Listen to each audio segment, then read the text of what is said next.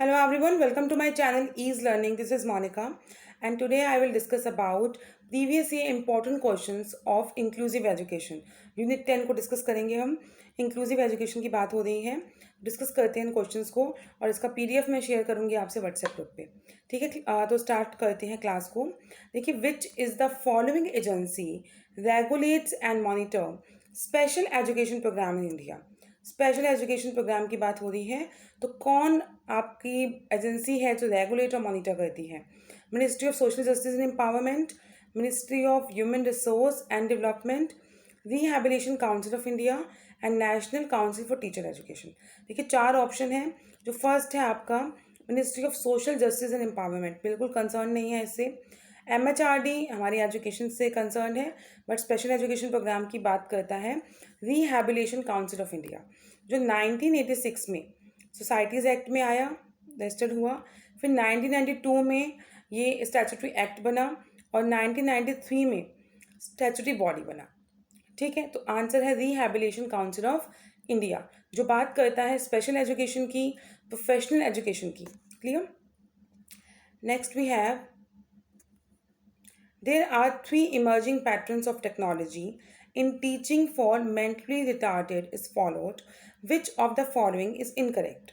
देखिए, mentally retarded की बात हो रही है तो mentally retarded कौन सी टेक्नोलॉजी यूज़ नहीं होती है? इनकरेक्ट है. देखिए, use both Braille and sign language. तो ब्रेली बी से ब्लाइंड साइन लैंग्वेज ये आपकी ब्लाइंड और डेफ के लिए यूज़ होती है. Not use for mentally retarded, यही आपका आंसर है. असिस्टिव टेक्नोलॉजी, फिर भी हम ऑप्शंस देख लेते हैं. ऐसी टेक्नोलॉजी जो आपको असिस्ट करती है, हेल्प करती है. तो मेंटली रिटार्टेड जिनको मेंटली कोई प्रॉब्लम है, इंटेलेक्चुअल प्रॉब्लम है, उनकी बात हो रही है. Technology in therapy and education भी हेल्प करेगी.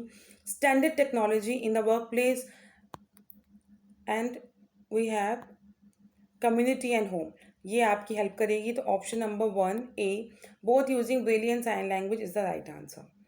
Next we have who have signed MOU for recognition of teacher education in special education program.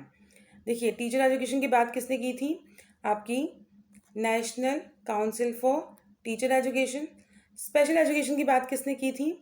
Special education RCI, that is rehabilitation council of India. तो दोनों ने same हो गया, special education and teacher education.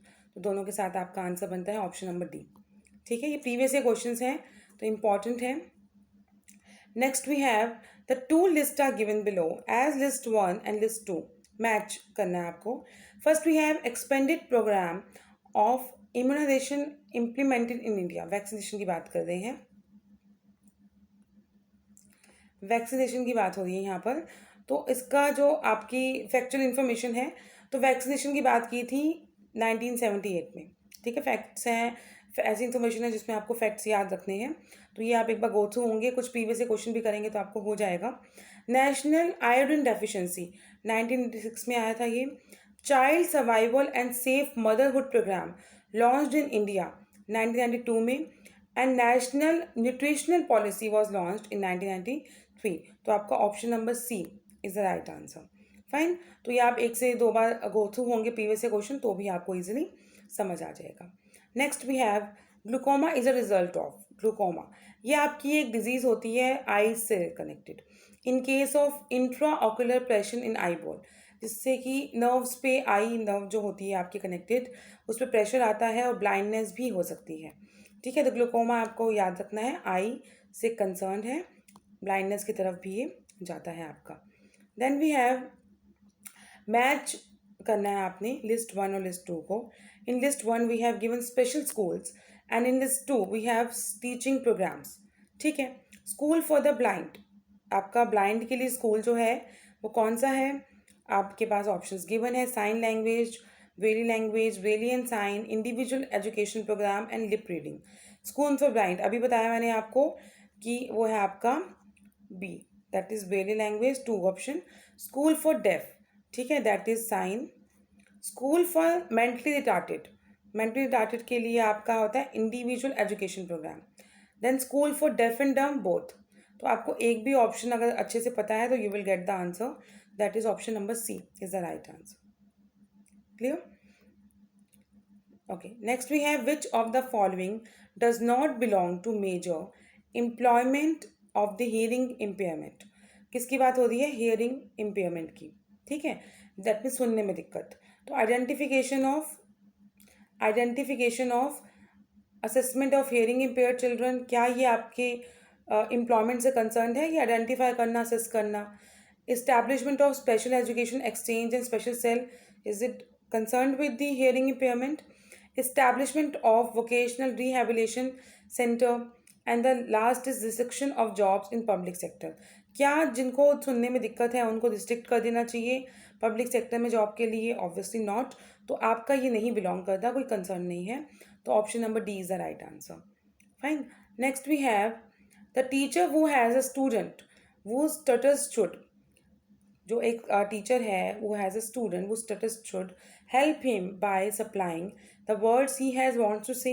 उसे help करना कि वो क्या कहना चाहता है। Help have him take part in all oral activities, उसे ऑरल एक्टिविटीज़ में पार्ट करवाना। Give him world drill on the words on which he stutters, जिन पे वो अटकता है तो उस पर काम करना। Provide special situation in which he his her sense of self worth is build up. देखिए वैसे तो सारे ऑप्शन ठीक हैं, लेकिन जो इसका सबसे अच्छा आंसर बनेगा that is option number D. Provide special situation in which his her sense of self worth is build up. ठीक है, तो उसमें ये तीनों ऑप्शन भी आपके आ जाएंगे। Next we have generally the most effective approach to dealing with the child aggressive behavior is to channel his her aggression into legitimate areas of competition। देखिए,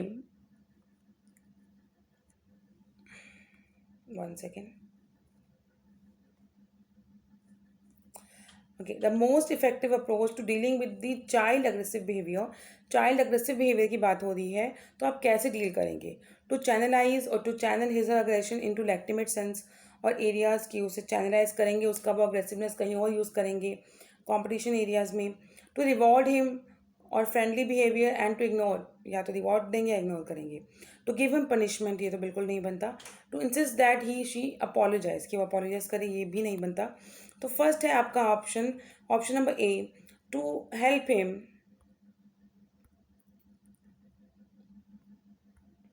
to channel his her aggression. Option number A is the right answer. To channel his her aggression into legitimate areas of competition, उसकी वो energy जो है आप उस aggression को channelise करेंगे competitive areas में। ठीक है, क्या होगा? आपको बहुत सारे क्वेश्चंस मिलेंगे, लेकिन जिसमें ऑलमोस्ट ऑप्शन सही होंगे। Which one is the best option, that means आपको वहाँ जाना है। ठीक है, next we have the greatest detergent to creativity on the part of the child is. Creativity को रोकने के लिए रोकता जो है वो क्या है? Adult insist on perfection and conformity to adult standards. Failure on the part of adult to provide needed inspiration. ठीक है, his her unwillingness and put in effort required for perfection. His her easy discouragement and his support span of attention. देखिए easy easy option होते हैं, सब same लगते हैं और लगता है कि आंसर क्या होगा। तो अडल्ट इंसिस्ट ऑन परफेक्शन, जहाँ क्रिएटिविटी है वहाँ पे आप परफेक्शन नहीं करेंगे। And conformity to adult standards. ठीक है, अब क्रिएटिविटी में ना हम अपने आप को फ्री रखते हैं, परफेक्शन और कन्फॉर्मिटी की बात नहीं करते। ठीक है, या ग्रेटेस्ट डिटरेंट क्या रोकती है? परफेक्शन, और आप परफेक्ट बिहेव करेंगे, परफेक्शन बिहेव आएगा तो आप क्रिएटिव नहीं बनेंगे। क्रिएटिविटी के लिए आपको फ्री रखना पड़ेगा। तो ऑप्शन ए आंसर है। Failure on the part of adult to provide needed inspiration भी नहीं बनता इसका, कि अडल्ट आपको इंस्पायर नहीं कर दे। कई बार क्या होता है कि बच्चों को इंस्पिरेशन की ज़रूरत नहीं होती, वो अपने आप अकेले बैठे बैठे भी बहुत क्रिएटिव अगर होते हैं तो काम करने लगते हैं। अडल्ट अगर पार्ट नहीं करे तो इतना अच्छा ये आंसर नहीं बनता। हिज आर अनविलिंगनेस, हाँ वो विलिंग ही नहीं है तो क्रिएटिव आप नहीं है। हिज आर ईजी डिस्करेजमेंट, उसको ईजी डिस्करेज कर दिया जाता है तो भी आप क्रिएटिव नहीं बन सकते, ये पार्ट नहीं है। तो आप क्या कर रहे हैं कि परफेक्शन और कन्फॉर्मिटी की तरफ जा रहे हैं, आपने कोई स्टैंडर्ड फिक्स कर दिया तो आप क्रिएटिविटी नहीं कर सकते। ठीक है, next we have the child who reads numbers wrongly in has the following learning disabilities. Learning disability में ऑलरेडी क्लास ले चुकी हूँ। देखिए आपके ऑप्शन से जाते हैं अब। रीडिंग पे ध्यान देना है आपने। रीडिंग नंबर में दिक्कत हो रही है, ठीक है, रीडिंग नंबर्स। तो रीडिंग तो आपका है डिसलेक्सिया, रीडिंग डिसऑर्डर। अब लेकिन ऑप्शन तो हमें पता लग गए, तो एक बार हम गो थ्रू हो जाते हैं। डिस्क्रासिया ब्लड रिलेटेड प्रॉब्लम है, ठीक है, ब्लड रिलेटेड। डिसलेक्सिया तो रीडिंग नंबर। डिस्पेप्सिया आपकी प्रॉब्लम थी वेयर नमनेस आ जाती है बोलते वक्त या लिखते वक्त। डिसकैलकुलिया जहाँ पे हम नंबर्स को नहीं समझ पाते, ठीक है, नंबर बेस्ड क्वेश्चंस नहीं कर पाते, कैलकुलेशन। और तो उसका ऑप्शन का राइट आंसर होगा option number B. Clear? Then we have reading disability in primary grades develops the feeling of. देखिए ऑप्शन से जाइए और एलिमिनेट कीजिए ऑप्शंस को। एडजस्टमेंट आपको जब समझ आती है तब आप काफ़ी आपका एज हो जाती है, आप टीनेज में चले जाते हैं, तो एडजस्टमेंट नहीं है, प्राइमरी ग्रेड्स की बात हो रही है, ठीक है। प्राइमरी ग्रेड्स में एडजस्टमेंट नहीं आती। सिक्योरिटी तो होगा ही नहीं, क्योंकि हम डिसेबिलिटी की बात करें तो सिक्योरिटी नहीं मिलती है डिसेबिलिटी में। Option C insecurity is the right answer. Peer affection आपको अडोलसेंस के वक्त आती है, तो reading disability in primary stage में आपको इनसिक्योरिटी आएगी, ठीक है। Okay, the two list are given below as list 1 and list 2, match करना है आपको। देखिए ये आप आपका, वैसे मैंने सोचा था कि आपको ये होमवर्क दूंगी मैं, लेकिन मैं करवा देती हूँ फिलहाल। देखिए सेरेब्रल पाल्सी, ये आपका जो डिसऑर्डर होता है ये आपकी मूवमेंट रिलेटेड है। Persistent disorder of movement and posture due to development of non progressive disorder of brain. Brain में प्रॉब्लम होने की वजह से आपकी पोस्चर में मूवमेंट में दिक्कत आती है। तो ए का तो आपको पता लग गया, 4 आंसर है। फाइन। मस्कुलर डिस्ट्रॉफीज, मस्कुलर पेन की बात करता है, ठीक है। आपका जो आपका बी ऑप्शन है, तो heterogeneous group of inherited disorder with gradual degeneration of muscular fibre, यहाँ से भी आप मैच कर सकते हैं। Then we have arthritis. Arthritis में क्या होता है, जॉइंट इन्फ्लेमेशन, सी ऑप्शन हो गया। Then amputation is the absence of all और पार्ट ऑफ द लिम्ब, एक क्वेश्चन मिलेगा ही मिलेगा, तो option A is the right answer. इसका जो पीडीएफ है मैं आपसे शेयर करूंगी व्हाट्सएप ग्रुप पे। मैं आपको अभी क्वेश्चन लर्न भी करवाऊंगी, एक बार दोबारा हम गो थ्रू होंगे ताकि आपको समझ आए प्रीवियस ईयर क्वेश्चन और एमसीक्यूज। आप बहुत टाइम से रिक्वेस्ट कर रहे थे। देखिए पीपीटी और पीडीएफ बनाने में टाइम लगता है, तो मैं रेगुलर अपने चैनल के लिए काम कर रही हूँ, तो आप भी प्लीज़ लाइक और शेयर कीजिए चैनल को, वीडियोस को, ताकि मुझे भी एक मोटिवेशन मिले। वीडियोस अच्छी लगती हैं तो प्लीज़ कमेंट किया कीजिए ताकि मेरा और मन करे मैं आपके लिए काम करूँ। पीडीएफ्स मैं आपके लिए बना रही हूँ, जबकि कोई रिक्वायरमेंट नहीं है वीडियो लेक्चर के अलावा, लेकिन अब पीडीएफ्स आप लोग मांगते हैं तो मैं बिल्कुल बना रही हूँ और दे भी रही हूँ आपको, which is totally free of cost. लेकिन इन चीज़ों में टाइम लग जाता है, पीपीटीज प्रिपेयर करने में, पीडीएफ बनाने में। तो एमसीक्यूज अब बहुत सारे प्रिपेयर हो चुके हैं, रेगुलर आपको वीडियो लेक्चर मिलेंगे, और क्वालिटी कंटेंट पे मैं काम कर रही हूँ, उससे टाइम कंज्यूमिंग है, ठीक है। डेली आपको क्लासेस मिलती हैं, संडेज़ को कभी नहीं मिलती, तो डेली क्लासेस मिल रही हैं। अपनी प्रिपरेशन ईज लर्निंग के साथ कीजिए। एजुकेशन से हैं तो भी और कॉमर्स से हैं तो भी, और पेपर 1 के आपको अच्छे खासे वीडियो लेक्चर्स अवेलेबल हैं, ठीक है। अब लाइक और शेयर करना आप लोगों का काम है, बाकी काम मेरा है। फाइन। तो अब एक बार रिवाइज करते हैं। देखिए स्पेशल एजुकेशन प्रोग्राम की बात की थी, रिहैबिलिटेशन काउंसिल ऑफ इंडिया ने, ऑप्शन सी आंसर है, जो आपका 1993 में स्टैट्यूटरी बॉडी बना। 86 में सोसाइटी एक्ट में था, 1992 में एक्ट पास हुआ, 1993 में आपका रिहैबिलिटेशन काउंसिल जो था आपका 1993 में स्टैट्यूटरी बॉडी बना, स्पेशल एजुकेशन के लिए काम करता है। देन हमने बात की थी मेंटली रिटार्डेड में इनमें से कौन सी बात नहीं करता।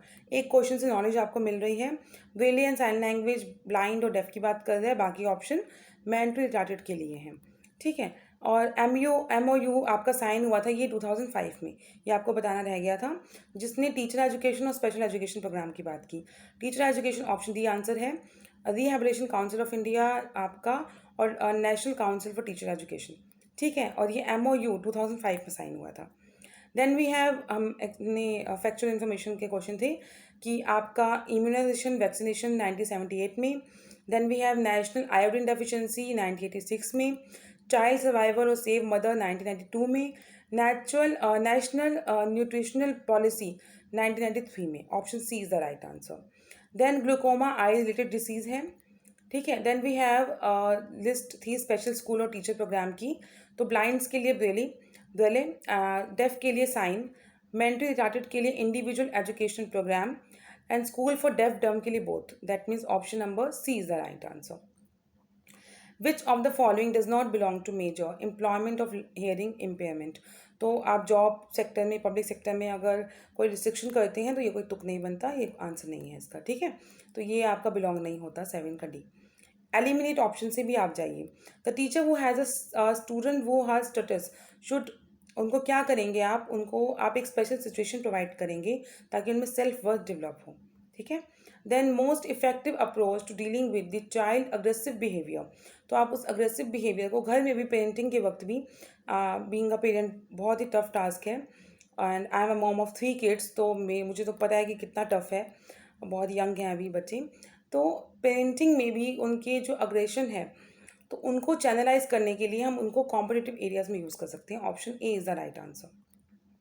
The greatest detergent to creativity, creativity में रुकावट है आपकी perfection and conformity. Option A is the right answer. Then we have the child वो reads number wrongly is dyslexia, ठीक है। Then reading disability is in primary stage में आपको insecurity. Option C is the right answer. 13th में हमने match किए हैं, तो cerebral palsy brain related disease है। ऑप्शन 4। मस्कुलर में मसल्स की डिजीज़ है। ऑप्शन 3। अर्थराइटिस जॉइंट की डिसीज़ है, joint inflammation. Option 2। Then amputation आपकी absence of all parts of the limb, ठीक है, तो ये ऑप्शन 1। तो ये आपकी 13 इंपॉर्टेंट प्रीवियस ईयर क्वेश्चन थे इंक्लूसिव एजुकेशन से कंसर्न। आई होप आपको ये वीडियो लेक्चर अच्छा लगा हो, और मुझे थोड़ा मोटिवेशन भी चाहिए आप लोगों से, तो please do like, share and comment. और आपके लिए अब रेगुलर मैं MCQs प्रीवियस ईयर क्वेश्चंस लाऊंगी, ठीक है, और एक अच्छी क्वालिटी कंटेंट प्रोवाइड करने की कोशिश करेंगे आपको, ताकि आप नेट JEE क्वालिफाई कर पाएँ। क्लियर? तो नेक्स्ट क्लास में मिलेंगे आपसे। Okay, do like, share and comment. Thank you.